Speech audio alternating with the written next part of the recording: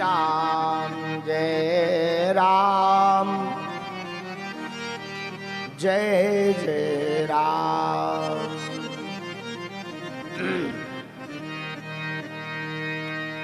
श्री राम जय राम रघुनाथाय नाथाय श्री सीताय पते नमः।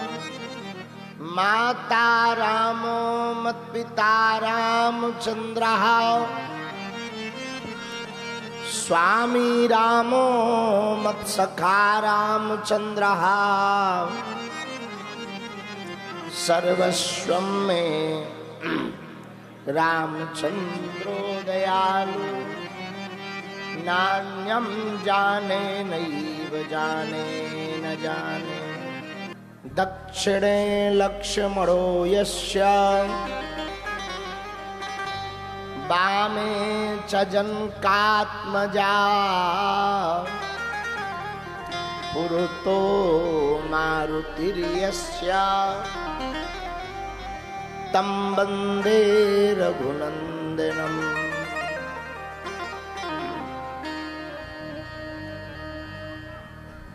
श्री राम जय राम जय जय राम।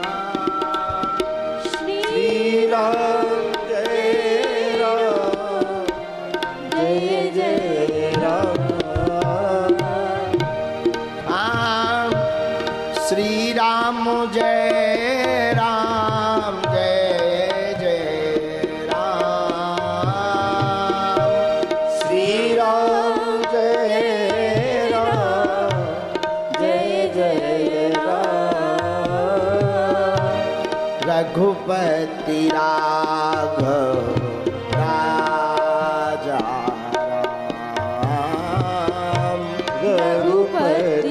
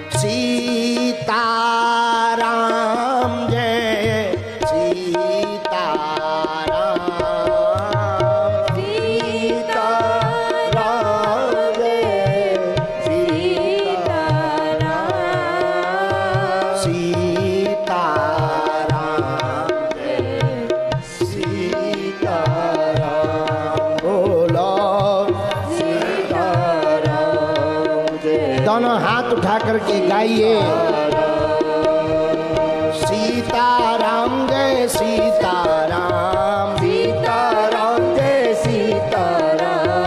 रघुपति राघव राजा राम रघुपति राघव राजा राम। पतित पावन सीताराम पतित पावन सीताराम। सीताराम जय सीताराम राजा राम जय राजा राम। सीताराम जय सीताराम राजा राम जय राजा राम। जय जय श्री बागेश्वर धाम जय जय श्री बागेश्वर धाम। जय जय बालाजी हनुमान जय जय बालाजी हनुमान। सीताराम जय सीताराम सीताराम जय सीताराम। राजा राम जय राजा राम राजा राम जय राजा राम। सीताराम जय सीताराम सीताराम जय सीताराम। सीताराम जय सीताराम सीताराम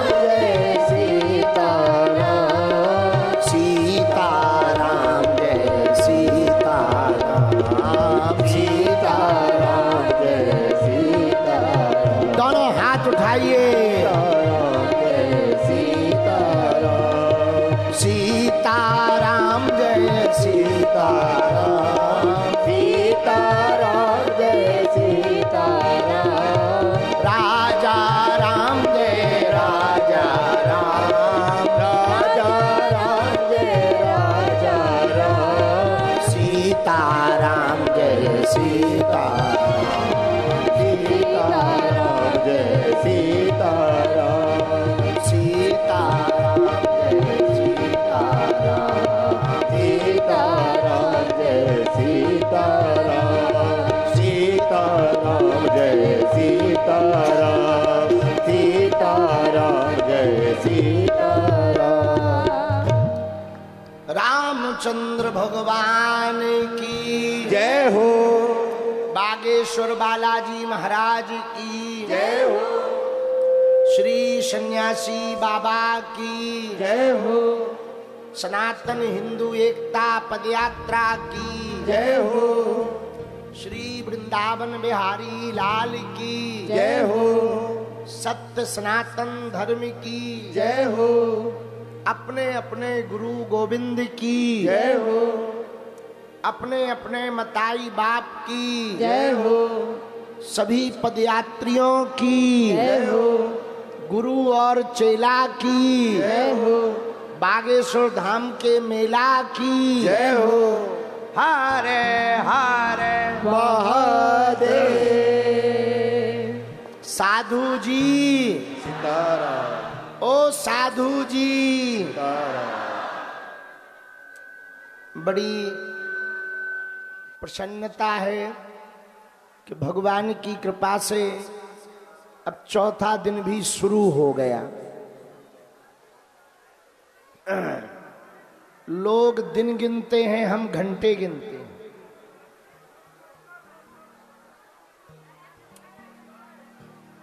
कल बहुत देर रात तक जागना पड़ा,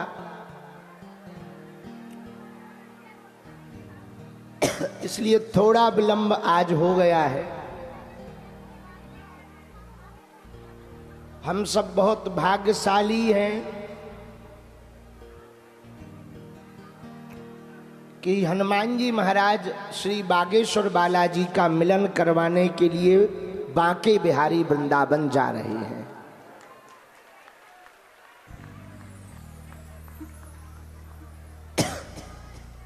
आप लोगों की श्रद्धा धन्य है, आप लोगों का समर्पण धन्य है, आप लोगों की आस्था धन्य है, और आप लोग तो बहुत धन्य हैं। इतना कठोर परिश्रम, इतनी धूल उड़ती, इतना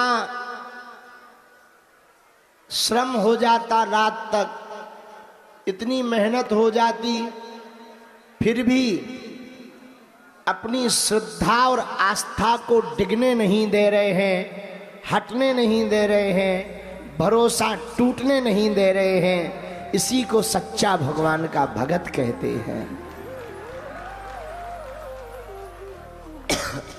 हम आप सबके श्री हृदय में जो आराध्य विराजमान हैं, उनको दंडवत कर रहे। भगवान करे जैसा साथ आप सनातन हिंदू एकता के लिए आज दे रहे हैं, बजरंग बली हर पल तुम्हारा साथ दे।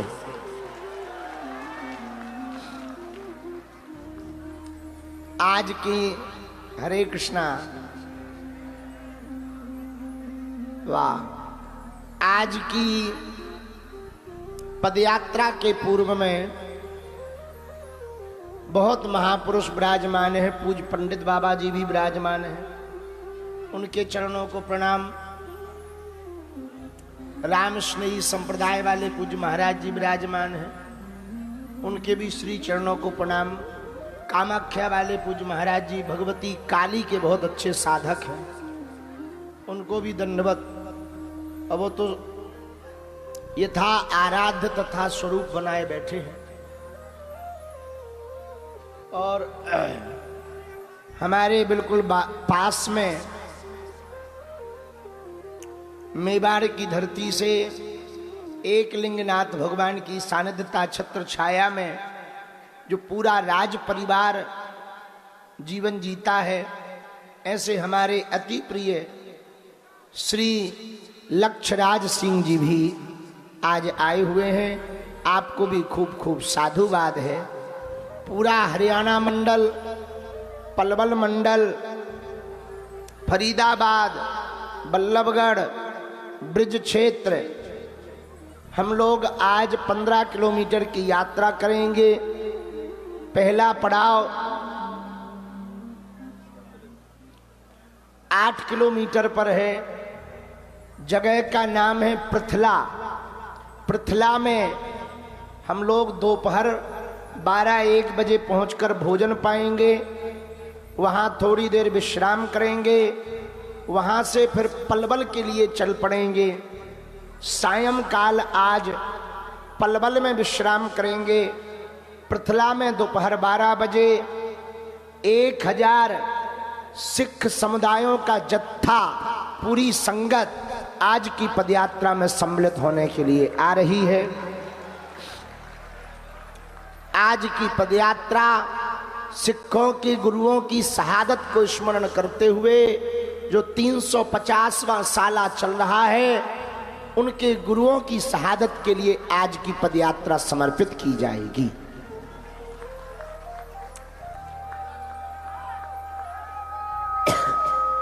शाम को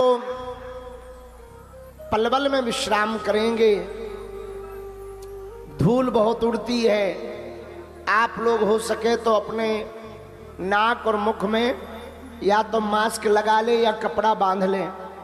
हमारी तो मजबूरी है, पर आप अपने स्वास्थ्य का ध्यान रखना, क्योंकि अभी 4 दिन ही होंगे। आज 5 दिन बाकी हैं। आधी यात्रा कल हो पाएगी, इसलिए बहुत ज्यादा ध्यान रखना स्वास्थ्य का। ठंडी भी बहुत है, पर लोगों की गर्मी भी खूब है। और गर्मी कई प्रकार की होती है। एक पैसा की होती है, एक मौसम की होती है।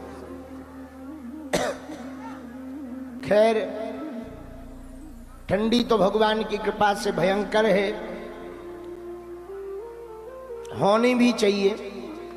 मौसम है, अपनी अपनी जगह है, पर वो भगत ही भगत क्या जो रुक जाए, चाहे धूप लगे या ठंड, भक्ति तो बराबर चलती रहेगी।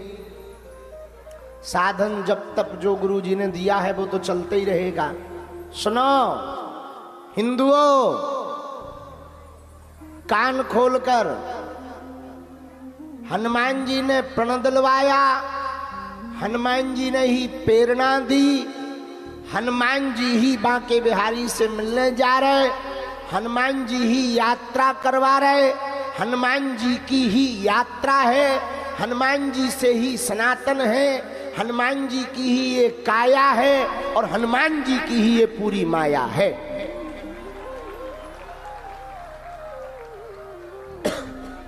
कल हमसे एक सज्जन कह रहे थे कि बल्लभगढ़ में बहुत भीड़ है। हमने कहा भीड़ नहीं है, भीड़ के पीछे तो भाड़ लगा रहता है। आस्था का महाकुंभ है, भक्तों का सैलाब है, पागलों का हुजूम है, भीड़ नहीं है। और सुनो, जब हम लोग हिंदू एकता के लिए सड़कों पर उतर पड़े, एक दिन ऐसा आएगा भारत का प्रत्येक हिंदू जागेगा और वो भी सड़कों पर आएगा।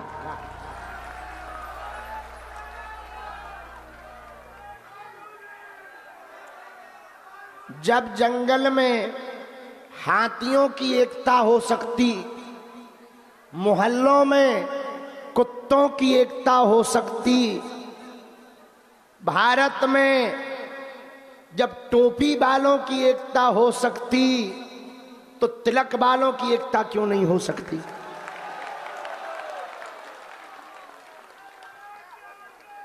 क्या चींटियों की एकता होती कि नहीं होती है? बोलो जोर से। होती है। एक चींटी काऊ को काट ले ज्यादा फर्क नहीं पड़ता, पर 40-50 इकट्ठी आ जाएं तो अच्छे खासे हाथ या पांव में हाथी शरीर हो जाता। चींटियों में एकता होती कि नहीं होती है? होती है। हाथियों में एकता होती है। हाँ, और मोहल्ले में कुत्तों में एक कुत्ता दूसरे मोहल्ले में पहुंच जाए तो पूरे क्षेत्र भर के पड़ जात पाछे। हाँ, तो भगा देते। होती कि नहीं होती? अब हम ये बात कहेंगे तो कई लोगों को मिर्ची लगेगी। क्या हम लोग उनसे गए गुजरे हैं? जब उनमें एकता हो सकती, हाथियों में एकता हो सकती, इस्लामिक देशों में एकता हो सकती, अरब देशों में एकता हो सकती, ईसाई देशों में एकता हो सकती, तो क्या भारत में हिंदुओं में एकता नहीं हो सकती है? कल किसी ने बयान दिया कि बाबा नफरती यात्रा कर रहा है। हम उनको कहेंगे भाई साहब, पहली बात तो तुम कायदे में रहो। दूसरी बात, देश को जगाना, अपनी संस्कृति का प्रचार करना, आर्मी को डोनेशन देने की मांग करना, छुआछूत भेदभाव मुक्त भारत को बनाने का संकल्प लेना, यदि नफरत है तो सही क्या है यही बता दे। भाई, आज गांव के गांव में इस बात पे लड़ाई है, ये अंगड़ा है, ये पिछड़ा है, ये ऊंच वाले हैं, ये नीच वाले हैं, ये अमुक हैं, इनके हाथ का पानी नहीं पिएंगे, इनको छुएंगे नहीं। भैया, पूरी दुनिया में कहीं श्वेत के खिलाफ लड़ाई हुई, कहीं कालों के खिलाफ लड़ाई हुई, और पूरी दुनिया में ये जो क्रांतियां हुई सिर्फ इसलिए, हम भी वही भारत में कहना चाह रहे, हम न कालों में बटें, न गोरों में बटें, हम न जातियों में बटें, न भाषावाद में बटें, न क्षेत्रवाद में बटें, हम न कास्टवाद में बटें, हम राष्ट्रवाद के साथ रहें। यदि राष्ट्रवाद के साथ रहेंगे, राष्ट्र को सर्वोपरि मानेंगे, तो ही अपना भारत समृद्ध हो पाएगा, वरना भारत को कोई बचा। क्या आप लोग चाहते हो भारत गुलाम हो? क्या आप लोग चाहते हो कि आपकी आने वाली जो पीढ़ी है वो दूसरे मजहब में चली जाए? क्या आप लोग चाहते हो अपने बच्चों के सिर पे टोपी देखना? क्या आप अपने बच्चों को रविवार को भेजना चाहते हो चर्च में? कौन कौन हिंदू चाहता है कि हमारे बच्चे बदल जाएं दूसरे धर्म में?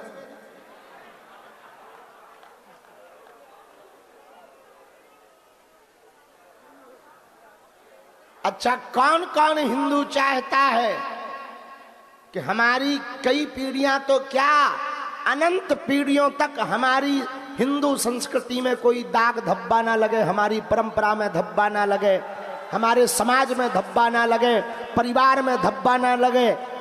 चाहते हो? हाँ या ना? तो पद यात्रा में प्रण ले लो, गांव गांव गली गली में प्रण ले लो। जब तक भारत भेदभाव छुआछूत मुक्त ना हो जाए, जब तक कास्टवाद शून्य ना हो, राष्ट्रवाद प्रबल ना हो, तब तक एक एक घंटा आप सनातन के लिए दीजिए। जिस दिन भारत भेदभाव मुक्त हो जाएगा, जिस दिन भारत छुआछूत मुक्त हो जाएगा, जिस दिन भारत हिंदू राष्ट्र हो जाएगा, उस दिन ही आपकी संस्कृति और आपकी संतति सुरक्षित रह सकती है।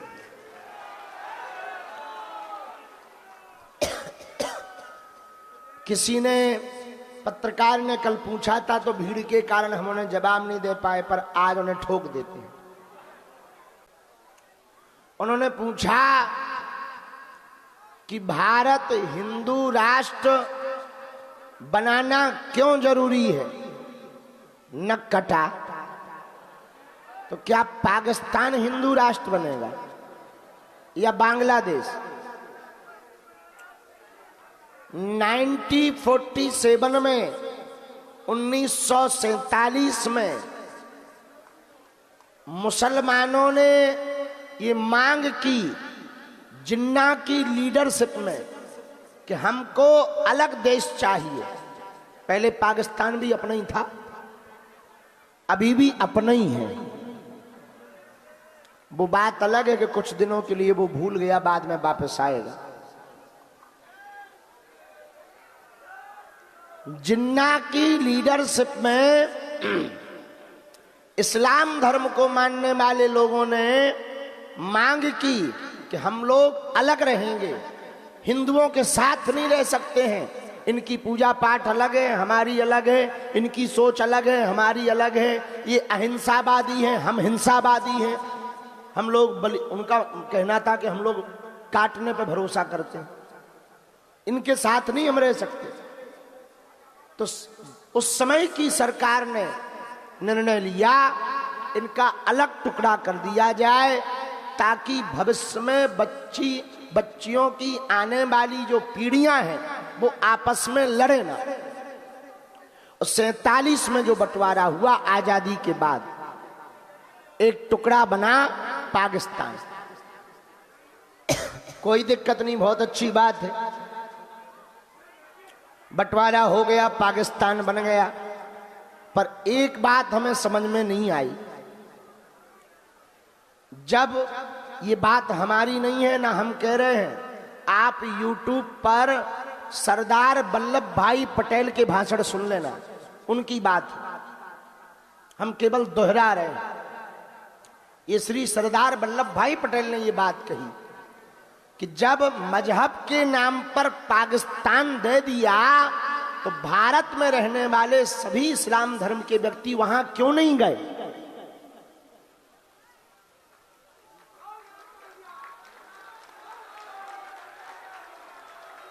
ये बात सरदार वल्लभ भाई पटेल ने कही।